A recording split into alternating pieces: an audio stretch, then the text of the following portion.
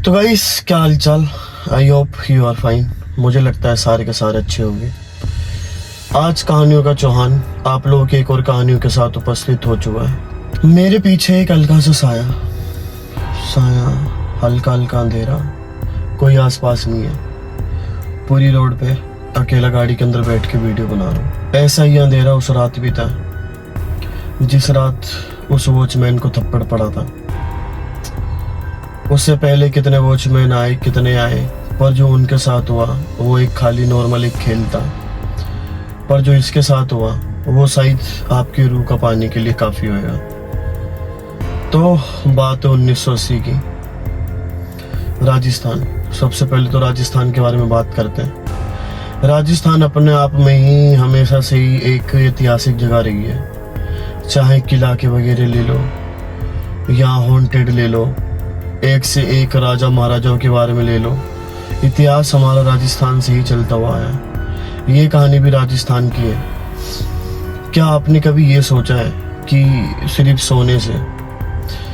सोने से आपको थप्पड़ पड़ सकते हैं, या कोई एक ऐसी आत्मा है जो आपको सोने नहीं देगी, हमेशा से ही जगा के रखेगी, तू सो कैसे रहा है। तो स्टार्ट करते हैं कहानी को।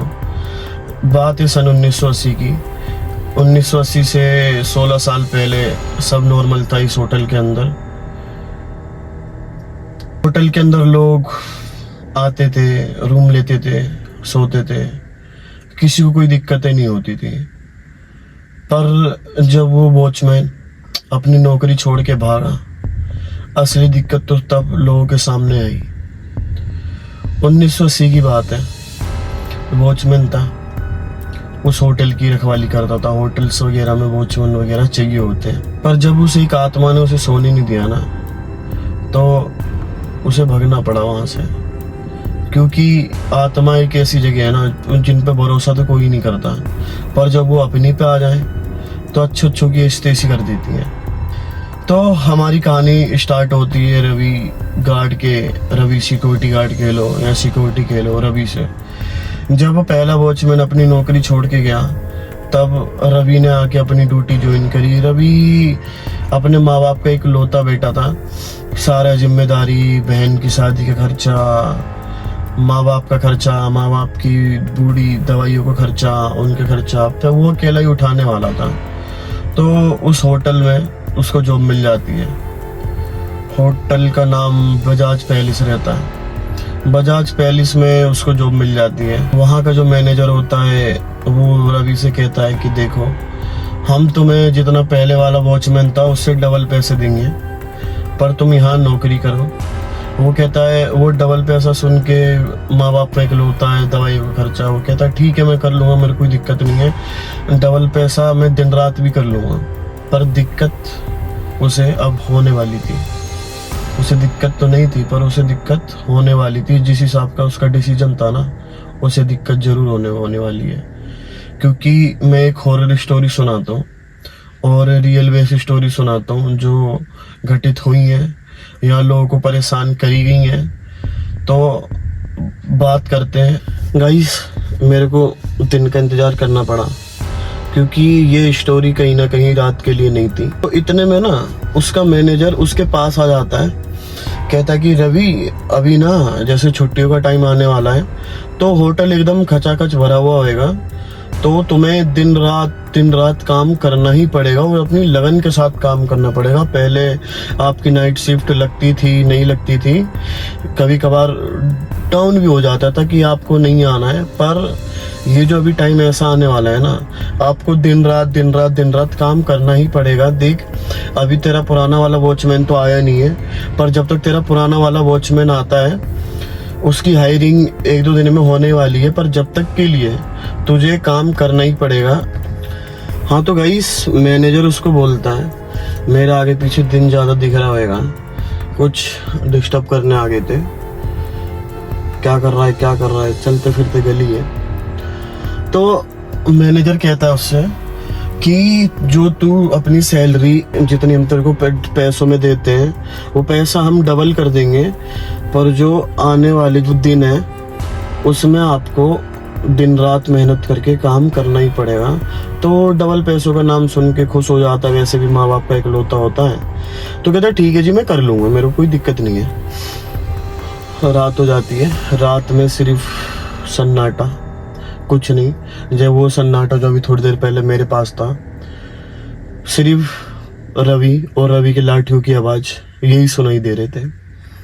उसकी ड्यूटी शुरू हो जाती है, खट खट खट, कुछ नहीं आगे पीछे, सिर्फ रवि और रवि की लाठी की आवाज़, दोनों में से कुछ नहीं। आप लोगों को मेरी इस वीडियो में कभी दिन कभी रात देखने को मिलेगा। वो ऐसा होता ना कि गली में वीडियो बनाओ तो आगे पीछे से बतेरे लोग जानकारी के, इतनी रात गई क्या कर रहा है, तो उन्हें क्या पता मैं क्या कर रहा हूँ। ये सब चीज़ें हिडन ही रखता हूँ मैं, तो छुपाना मुश्किल हो जाता है। तो स्टोरी पे बात करते हैं। रवि की लाठियों की आवाज़, दोनों में से कुछ नहीं। वो थोड़ा आगे बढ़ता है, आगे जाते जाते हॉल की जो लॉबी होती है वहाँ पहुँच जाता है। वहाँ पे वो ये देखता है कि उसकी अकेले की आवाज़ नहीं है, उसके साथ कोई ऐसे बूट्स या ऐसी डबल कदमों की आवाज़ें आ रही हैं जो और कोई उसके आसपास चल नहीं रहा है।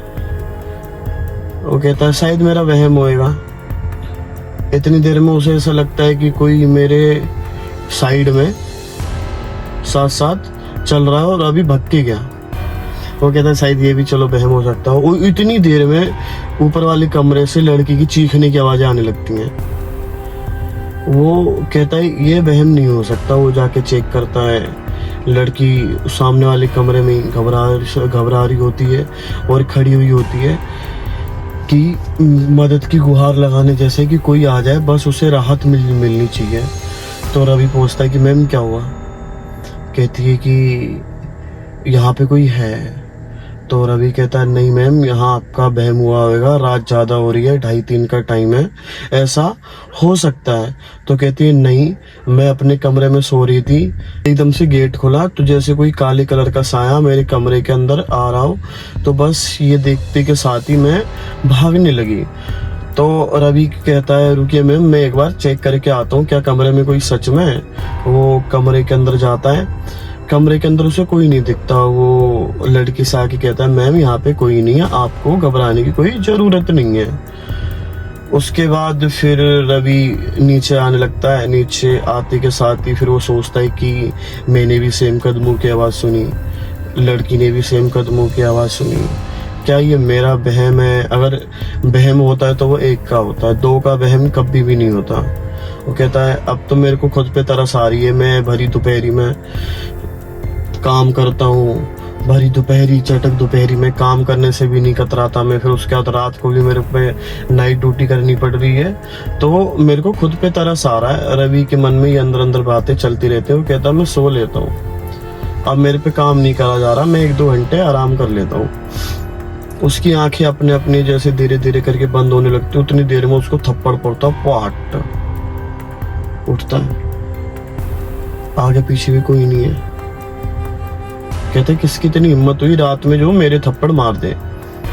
कुछ नहीं कहता वो, कहता चलो एक बार की हो गई, वहम हो सकता है। फिर वहम मान के टाल देता इस बात को, फिर जाता है, फिर आगे जाता है, आगे जाके फिर सोने की कोशिश करता है। सोया, फिर थप्पड़ पड़ा, अब घबरा के उठता है वो, कोई नहीं दिख रहा आगे पीछे, सांसें ऊपर नीचे, कुछ नहीं आगे पीछे, कुछ भी नहीं है। फिर उतने टाइम पे एक वही कदमों की आवाज़ें आती हैं, वही आदमी आता है बूढ़ा, जो 1980 में मैं बताना भूल गया वीडियो में, 1980 का जो पैलेस था वो ब्रिटिश गवर्नमेंट ने बनवाया था, जब ब्रिटिश सरकार थी, जो इंडिया आज़ाद होने के बाद इंडिया के हाथों आ गया। तो उतने टाइम पे एक चपरासी था जो वहाँ की रखवाली करता रहता था। उस चपरासी का नाम था मैकवक मेलन करके नाम था। उसकी आत्मा होती है वो कहता है मैं मरने के बाद भी मेरे को यहाँ पे देखभाली करनी पड़ रही है, मरने के बाद भी मैं इस पैलेस की देखभाली कर रहा हूँ, तो तुम्हारा यहाँ काम क्या है, तुम क्यों सो रहे हो यहाँ पे? वो घबरा जाता है। वो कहता है ये कि ये वही कदमों की आवाज है जो मैंने सुनी है, ये वही कपड़े हैं जो शोहरत ने देखी थी।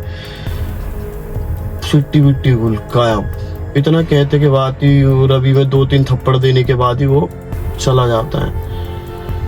फिर रवि जैसे दीवार के पीछे सोचता है, उतने में उसे गेट के सामने से आता हुआ एक और काला सा साया दिखता है। वो कहते हैं ना, उतने टाइम पे घबराने की हालत, कोई कुछ आगे पीछे नहीं दिख रहा, कुछ नहीं, वो इस तरीके से घबरा जाता है। साइड के लुक से दिखता है, वहां उसका होता है नाइट मैनेजर। नाइट मैनेजर उसकी हालत देख के, उसको कांपता हुआ देख के वो ये समझ गया था कि इसको वहां की आत्मा दिख गई है जो यहाँ पे रात में घूमती है। तो मैनेजर रवि के पास जाता है। मैनेजर रवि से कहता है कि क्या हुआ, इतना डरे हुए क्यों हो? तो रवि सारी घटना बता देता है जो अभी ऐसे ऐसे मेरे साथ हुई। मैनेजर कहता है जो तुमने देखा वो बिल्कुल सही देखा। यहाँ पर एक वॉचमैन की आत्मा घूमती है जो पहले के जमाने में हुआ करता था। वो हर वॉचमैन को मारता है। हर वॉचमैन की तुम्हारे साथ तो ये 2-3 दिन बाद हुई है, पर कुछ वॉचमैन ऐसे आए हैं जो ऑन द स्पॉट डर के भाग गए, या ये जो वॉचमैन था पहले वाला, उसने नहीं छोड़ा किसी को भी। तुम यहाँ ये सब नए नहीं हो। रवि इस कदर डर जाता है, वो जो हर वॉचमैन के साथ होता है। वो कहता है मैं यहाँ नौकरी छोड़ के जाने वाला हूँ। मैनेजर कहता है ये तुम्हारे साथ नया नहीं है, कभी कभी ये हमारे गेट्स क्या कहते हो उसे, मेहमान कह लो, मेहमानों के सामने भी आ जाता है। हम कुछ नहीं कर सकते, इसका यही है। हमेशा की तरह ये वाला वॉचमैन भी चला जाता है।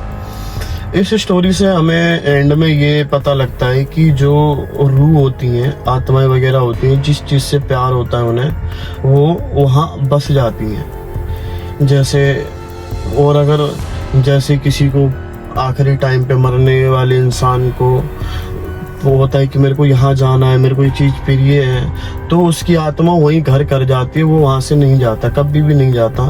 और इस चीज़ों में आपको सबसे ज़्यादा सावधानी रखने की ज़रूरत ये है कि अगर कल को आप कहीं घूमने जा रहे हो, अगर वहाँ पे भी ऐसी कोई आत्मा भटकती दिखी जिसको सामान प्रिय हो, अगर आपने भी सोने की कोशिश करी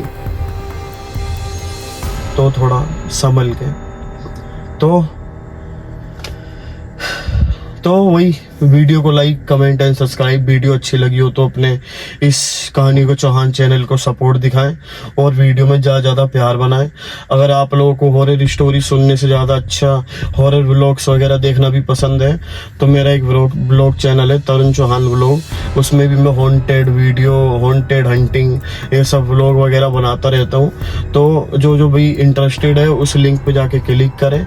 बाकी मिलते हैं एक और हॉरर वीडियो के साथ। तब तक के लिए ये आप ध्यान रखें, कोई साया आपके आगे पीछे ना हो।